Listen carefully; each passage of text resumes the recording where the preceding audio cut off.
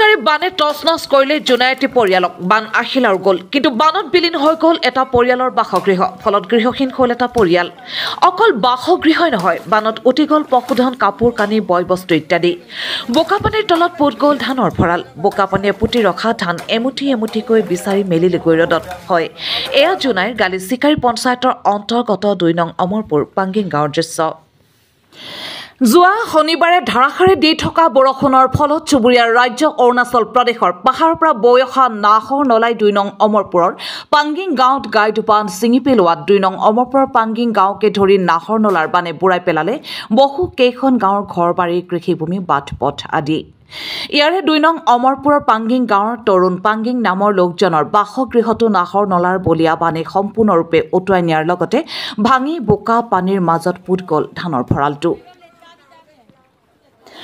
পৰিয়ালে জানিবলৈ দিয়া মতে তৰুণ পাংগিঙৰ পৰিয়ালৰ লোকে কোনোমতে প্ৰাণ ৰক্ষা পৰিল যদিও বানত উটি গ'ল পশুধনকে ধৰি বহুতো সা সম্পত্তি আদি ফলত গৃহহাৰা পৰিয়ালটো এতিয়া আশ্ৰয় গ্ৰহণ কৰিবলগীয়া হৈছে আত্মীয় কুটুম্বৰ সৈতে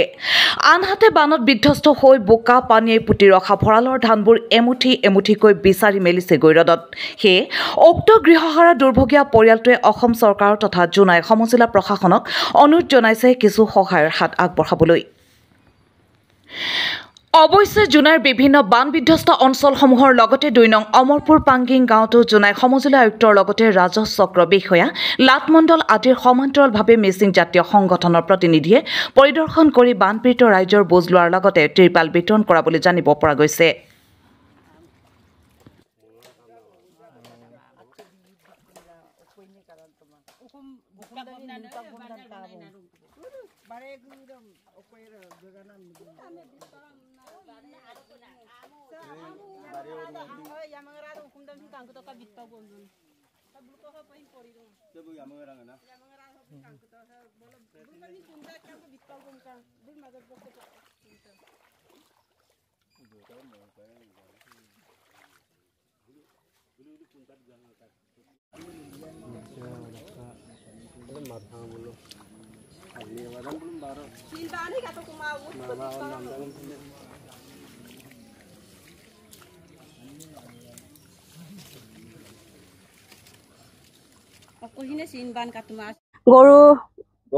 গৰু গড় তাৰপৰা বৰাল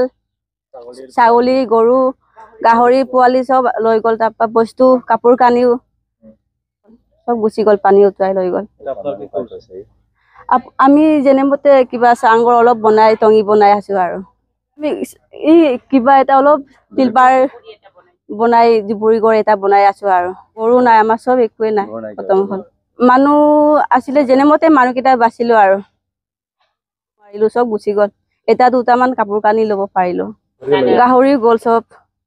পোৱালিও আছিলে 10টা প্ৰশাসনক আমি অসম চৰকাৰক এইটোৱে ক'ব বিচাৰিছো যে গড়টো বনাই দিব লাগে আৰু হাঁহ সম্পত্তি চব নষ্ট হৈ গ'ল এইবোৰ সহায় কৰিবলৈ আৰু গড় বৰাল চব গুচি গ'ল এইবোৰ বনাই দিবলৈ আমাক চৰকাৰে যে কিবা এটা সহায় দিয়ে যোৱাকালি যিটো নেৰানে পৰা বৰষুণে আমাৰ যিটো তৰুণ পাংগিঙৰ ঘৰটো নাহৰ নদীখন তাৰ পৰা পাহাৰৰ পৰা বৈ আহি নাহৰ নদীখন বৈ ইয়াত বৰাল আৰু লগতে মানে গড় ভাঙি চিঙি শেষ কৰিলে আৰু ইয়াত যিমান আ সম্পত্তি আছিলে গৰু ছাগলী গাহৰি পোৱালি চব লৈ গ'ল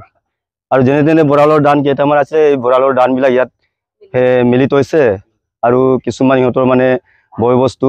পিন্ধা উৰা এইবিলাকো লৈ গ'ল এতিয়া জুপুৰি এটা বনাই আছে আৰু বেলেগ ঘৰতে আছে কেইজনমান যেনে তেনে মানে আৰু যোৱাকালিতো লোকৰ ঘৰতে আছেগে সেইটো কাৰণে আমি মানে আপোনালোকৰ চেনেলৰ জৰিয়তে অসম চৰকাৰলৈ আহ্বান কৰিছোঁ আমাৰ গৃহ মন্ত্ৰীলৈ চিফ মিনিষ্টাৰলৈ যে আমাক এই দুখীয়া পৰিয়ালটো মানে তৰুণ পাংগিঙৰ ঘৰটো বনাই দিব লাগে লগতে মানে বৰালটো আৰু যি পাৰে যতনাস্তিক মানে সহায় কৰিবৰ কাৰণে আমাৰ 2 নং অমৰপুৰ পাংগিং গাঁৱৰ হৈ আমি মানে আপোনালোকৰ চেনেলৰ যোগেদি চৰকাৰক আহ্বান কৰিছোঁ